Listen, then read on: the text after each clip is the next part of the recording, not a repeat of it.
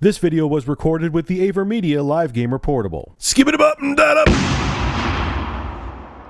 What's going on, everybody? This is Rich of Review Tech USA, and yep, these two signs sum up the entire story and cut through all the bullshit.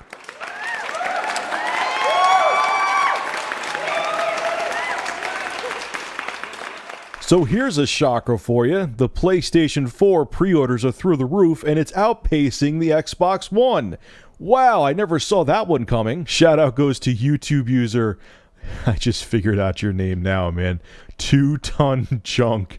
I'll have a link to his YouTube channel below in the description. Wonderful. Stay classy, buddy. Then that name is awesome.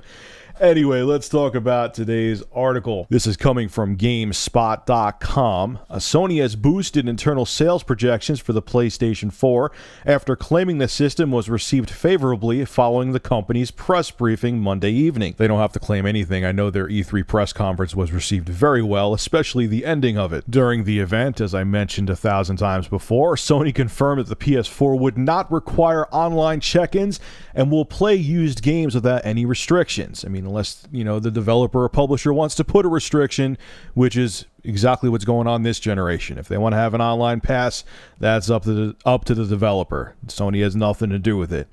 Microsoft's Xbox One will require players to connect to the internet once every 24 hours.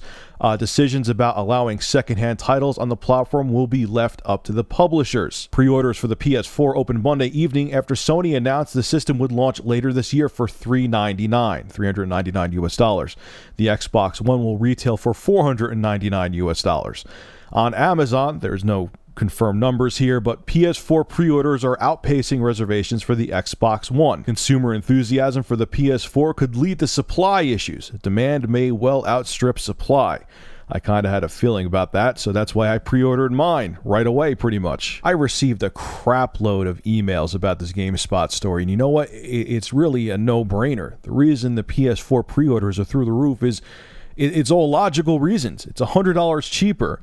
There's many theories out there that the system is technically more powerful than the Xbox One. It's not going to have any of the ridiculous restrictions about, you know, used games and having to connect to the internet like the Xbox One has. It just, Sony has a great first-party lineup. I don't know what else to say. And then you know the third-party games are going to be there, especially if they get a huge install base the first year. Because on top of it, not only will there be a huge install base, the system's going to be easy to program for. So we're going to see a crap load of games.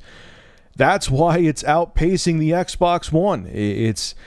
I don't understand. Microsoft really didn't think about this. You know what? They did. But like I said in my other video, they're arrogant. They did the same thing Sony did back in 2006.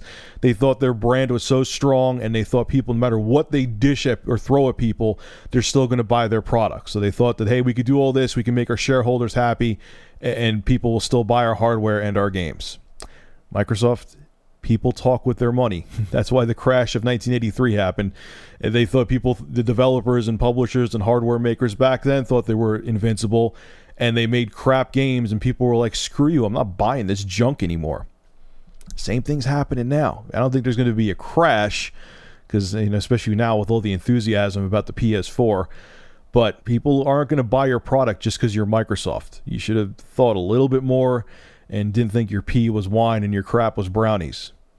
Ugh. Okay, anyway, moving on from that disgusting analogy, make sure to rate, comment, favorite, and subscribe. And if you have an interesting news story you would like me to discuss, private message me with a link via YouTube. And if I use your news article, I will give you a shout out in the video and feature your YouTube channel in the description. Have a good one.